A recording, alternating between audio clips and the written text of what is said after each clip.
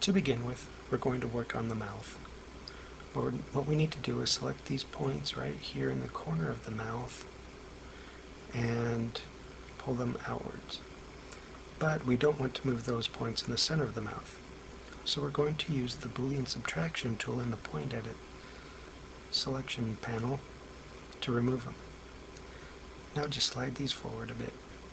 This gets the mouth more in line in the profile view.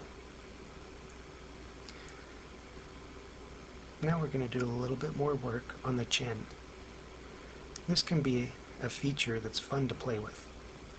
You can create a chin that looks like a strong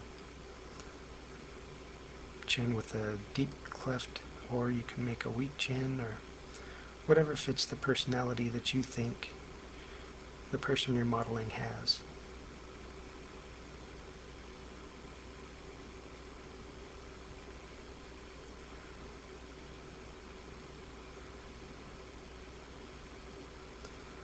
Once again, there aren't really any right or wrong ways to do this. It's just up to the geometry that you create and what you want it to do. At this point, we're really not wanting to add anything new or very little new geometry. We're trying to keep the mesh simple so that when we smooth it later, we're not going to have an enormous count. This helps with animation as well as render times, especially if you have a PC that's not state-of-the-art.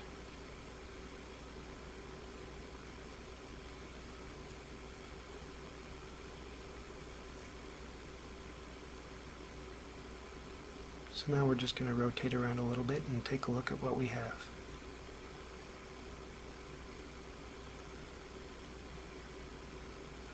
I'm going to make a few small adjustments to the bottom here, but we're going to save the big adjustments to the bottom of the chin for when we model the neck. So now we're going to start working on the top of the head, rounding out the skull a bit more.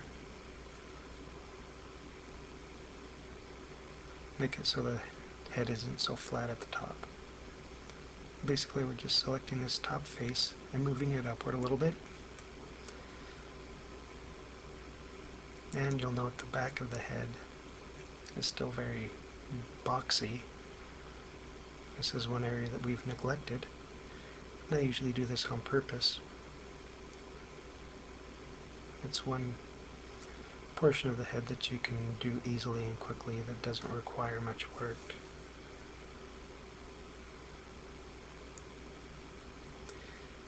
And now we're just going to rough in where the skull and spine come together.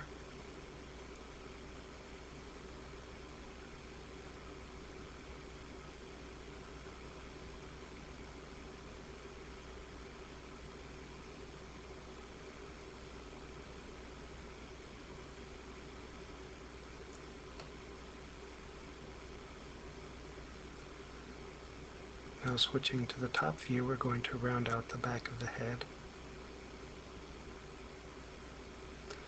Notice that I tend to work in one view at a time and adjust them accordingly. That way you don't struggle and work against yourself as you make modifications in one viewport.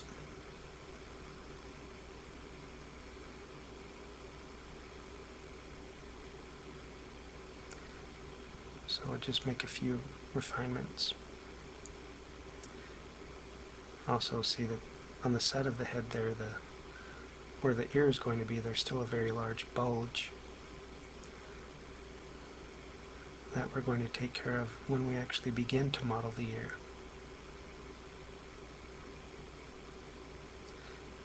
And here the neck is very wide. We need to bring this in.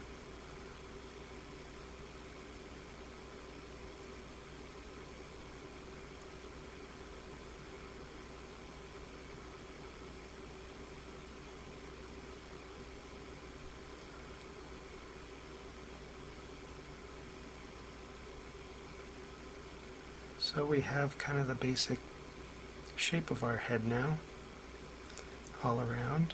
There's still some more areas that will be refined as we go on. But let's go on and continue to fix the geometry that we've left unfinished.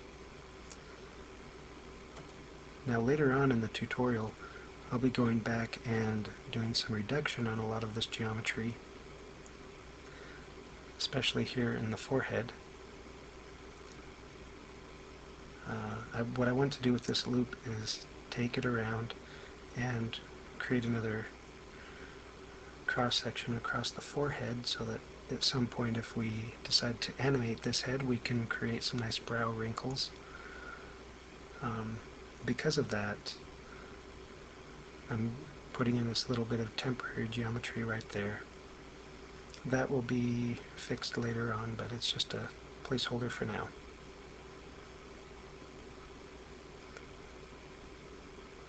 Now this area right here where there's these three loops that are so close together, if we smooth the mesh, you'll notice that that section is very dense, which causes it to look a little bit wrinkled. So what we're going to do is just pull these away from each other and just kind of randomize them a bit.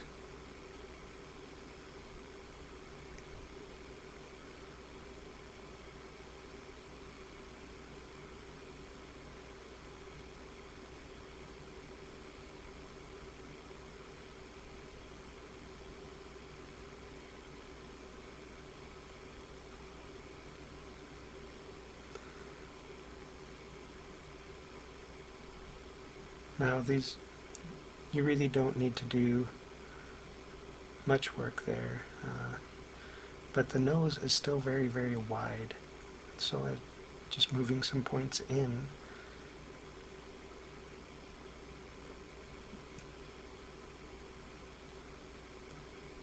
this will help make the nose a little bit thinner.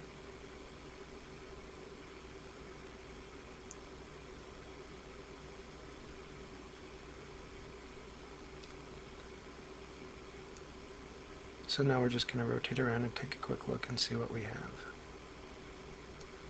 Top of the head's not looking too bad. The chin's okay, but I'm still not too happy with the nose.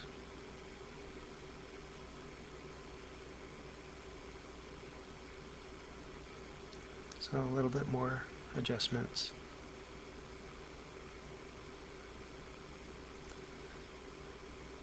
And I think that's about it that we'll do for now.